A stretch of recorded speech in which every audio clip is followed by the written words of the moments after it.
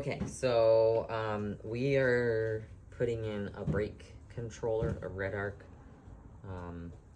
Tow Pro Liberty electric brake controller into our 2021 Subaru Ascent. And there's a couple of blank switch cover things in by our steering wheel that you can modify to add things to. And we've seen videos on how to put the brake controller in, and then they kind of just, the people cut straight to, and here I magically have put this switch inside of this blank. They say it's really fiddly and that you have to cut all those plastic bits out, but they don't actually tell you how to do it. So I kind of just winged it, and these are the tools that I used. So I used a Dremel with a couple of different little cutting attachments. I used kind of a larger one and a smaller one. Little cutting rotary attachments there. I used just a regular drill. Probably could have gotten away with just the Dremel there. And then to cut through, to take the end off of there, I actually used my bandsaw, and it was super easy to just slide through the bandsaw like this and cut this piece off. So I basically cut it off, but I left, see these little flanges here? These help keep it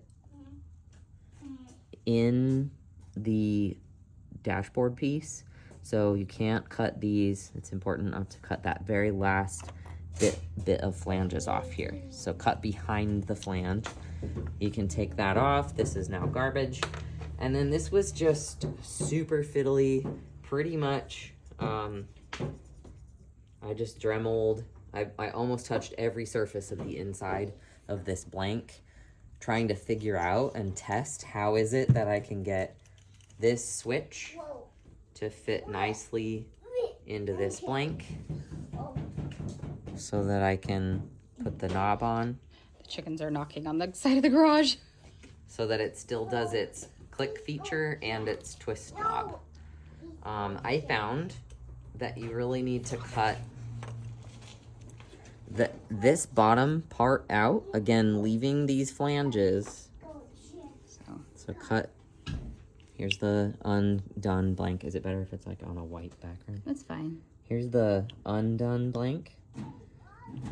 Cut the bottom off with the Dremel, and make sure to just leave the flange.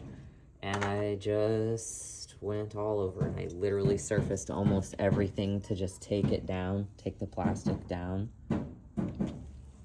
till it worked. And I did it over and over and over again. It took as long as it took for my wife to install the trailer brake. It took and do the wiring, and this piece took as long as the entire trailer brake controller wiring took.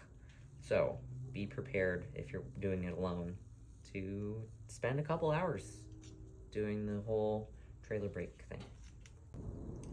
I actually decided I needed to make the hole bigger because I didn't realize that this piece actually goes through the hole that I made in the blank and then into the switch itself. So I just needed to Dremel some more.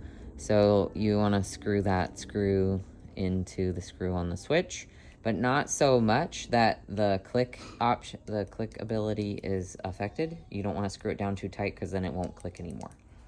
So then you just align these just like the directions say. Turn the shaft fully anti-clockwise. Take your button. Align the 0 up with the light. So I made the light hole up there. And there it is. So I took a picture of the arrangement of these wire harnesses so that I could put them back right. New one. bring that around the back.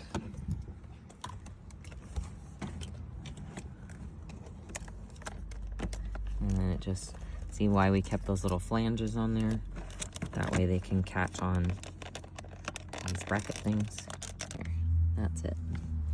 And Now let's just look at the alignment of that.